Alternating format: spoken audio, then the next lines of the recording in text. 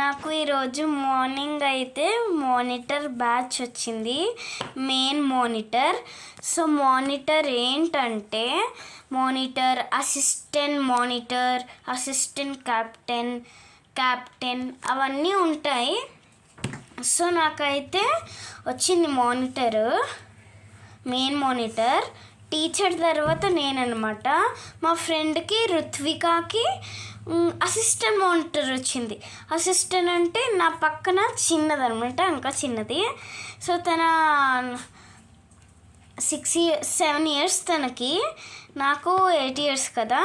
So అందుకే నేను main monitor అనమాట, తను నా assistant monitor.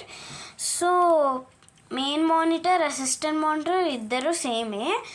Assistant monitor, main monitor. First main monitor check చేయాలి, తర్వాత అసిస్టెంట్ మానిటర్ చెక్ చేయాలి.